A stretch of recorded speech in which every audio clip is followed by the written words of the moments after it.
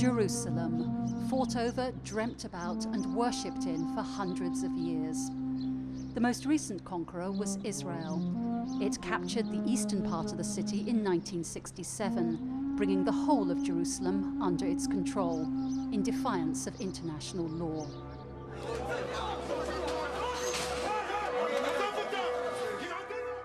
Since then, Israel has been working with determination to weld the two parts of the city into its eternal, indivisible capital, by building houses for Jews and destroying houses belonging to Arabs.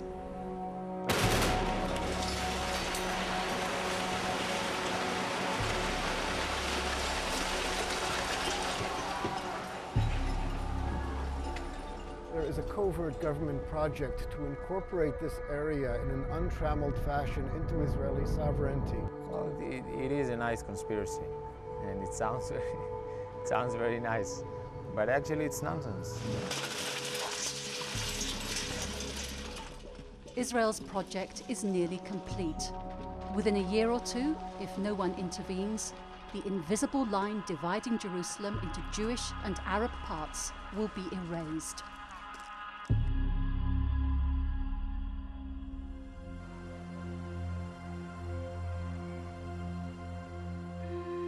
The Palestinian village of Silwan clings to a steep hillside facing the walls of the old city.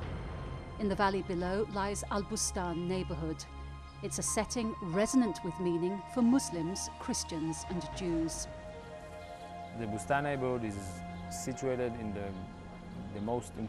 one of the most important areas in Jerusalem, right next to the walls of the ancient city, situated right where the Temple Mount is observed very, very closely. So it is one of the most important areas in Jerusalem and maybe in the entire world.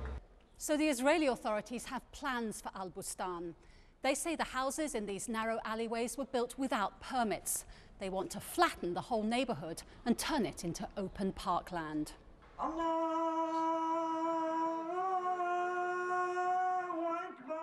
It's a tourist development plan that would wreck the lives of an entire Palestinian community. The municipality has slapped demolition orders on 88 houses, which would make 1,500 people homeless.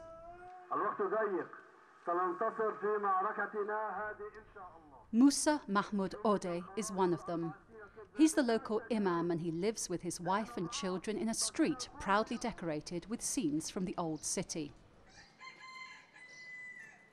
مشكلة عند البلدية إنه إحنا كان بنينا إيش بيدعوا إنه بنينا بدون إيش تراخيص، بيدعوا إنه إحنا بنينا بحديقة عامة.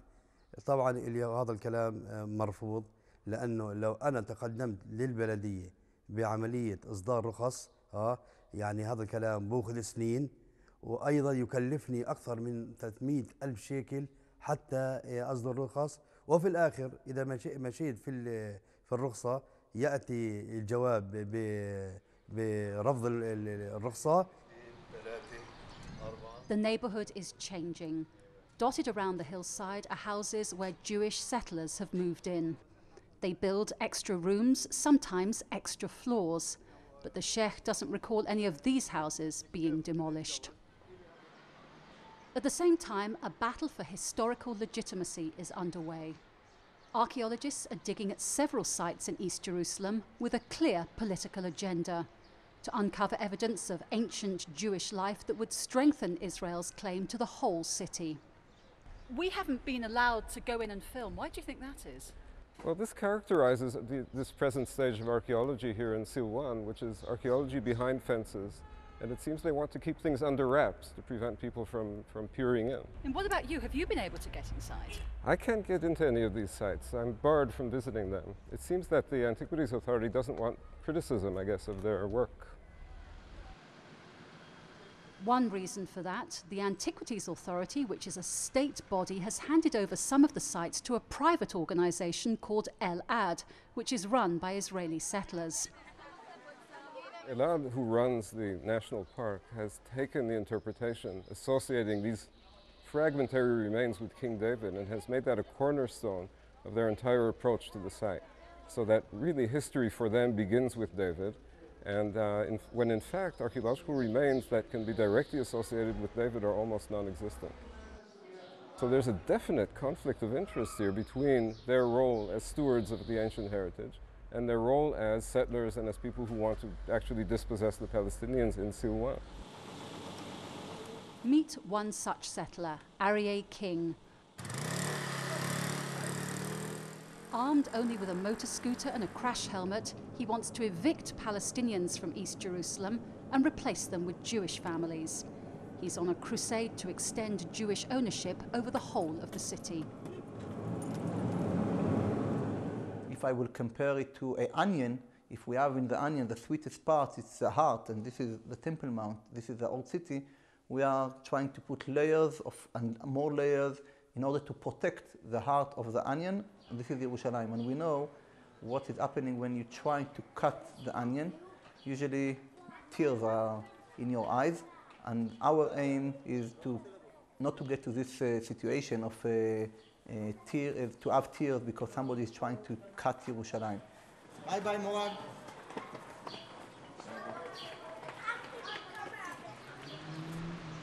The layers he's talking about are Jewish settlements in Silwan, in the Mount of Olives, and in Ras El Amoud. Israel is gradually connecting the settlements and the archaeological parks to form a belt around the old city. Danny Zeiderman is a lawyer who keeps a close watch on the settlements. He's come to look at some apartments for Jews that have been built in the Palestinian neighborhood of Jabal el-Mukaba. Now, there are, as a rule, two kinds of settlements in East Jerusalem.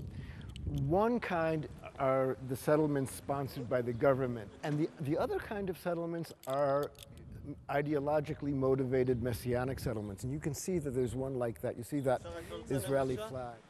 Sorry, I do not speak Hebrew. You speak English? Stop photograph. Why is that? Because I'm asking. Are we on public property here? Yes. It is like a child's coloring book, connect the dots, and connecting the dots is basically the encirclement of the old city by a ring of settlements and a settler-informed narrative in the public domain. Don't touch the camera. Just up the hill, a property developer is laying the foundations for a new Jewish settlement in Es-Sawahra, another Palestinian neighborhood. אוקיי? בסדר, אתה רוצה כרטיס? תתבע אותי. כן, תן לי כרטיס ונתבע. קח כרטיס, אנחנו עוברים כאן לבתים שנמצאים שבפנים. אנחנו עוברים שם. So we have now been threatened with police action for trespassing on a public path which is the only access to Palestinian homes. A very good indication of the good neighborly relations that the Palestinians here may anticipate when this project is completed. Sheikh Musa is worried. The people from the municipality have been back, this time with heavily armed police, to hand out more demolition orders. أنا أرى إنه المستقبل سوداوي. اليهود بيحاولوا إنه يهجروا كل الفلسطينيين، أقصد بالفلسطينيين المسلمين والمسيحيين من داخل سلوان ومن داخل القدس. السلام عليكم ورحمة الله. شيخ عليكم السلام. يعطيك العافية. شو بتسوي؟ والله نتفرج حاطين أوامر هوادم، هاي أجاني كرار هدم، هاي أجانا أمر هدم إداري. طيب وين ترك اليوم؟ امبارح. الله أكبر. المصيبة يا زلمة. هاي شايف هاي بلدية لا بتعرف حدا. ما بلدية. اليوم في الجريدة شفتوا شو برضو؟ هاي كلها أوامر هدم. في سلوان كمان حاطين أمر. مصيبة. تعطونا رخصهم، شو بدهم منا هدول؟ بدهم يهجروا الدنيا. كويس؟ الله يرضى عليك. السلام عليكم. On a hilltop overlooking Silwan is a monastery built close to the spot where the disciple Judas Iscariot is believed to have killed himself. Judas betrayed Jesus for 30 pieces of silver, and treachery still lurks in the valley.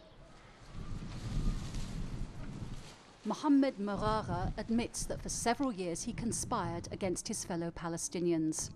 He says Israeli police coerced him into helping the settlers grab property in Silwan. They ran a simple scam. First find a victim, then make problems for him. Merara used to operate as a go-between, a con man who tricked, bribed and smooth-talked Palestinians into parting with their property. אני שומע מהשכונה, או שומע מאיזה צד, בא אליו, רוצה לצאת מכל הבלגן הזה, נשמח. האנשים שלי מוכנים לשבת אותך ולסדר לך את כל העניינים ולסיים לך אחלה עורך דינים במדינה ולשלם לעורך דינים ולגמור את הסיפור. התמורה תשב ממולם, תגיע אותם להסכם מכירה.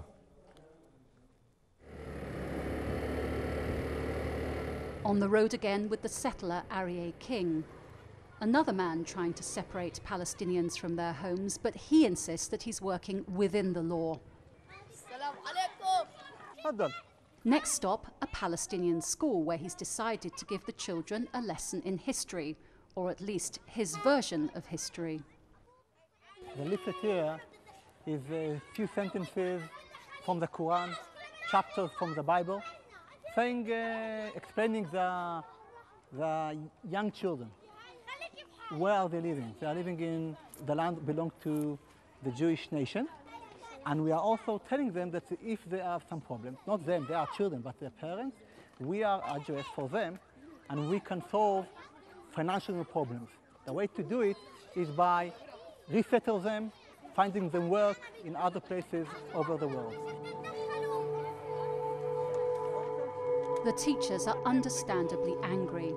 Aryeh King is inciting Palestinians to leave their homeland, a kind of ethnic cleansing delivered with a velvet glove.